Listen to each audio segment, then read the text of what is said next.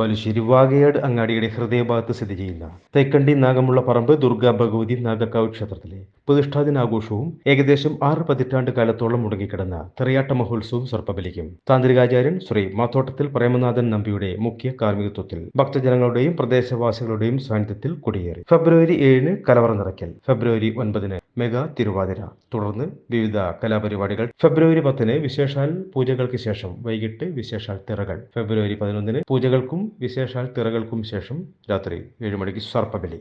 News desk, news room, Kerala.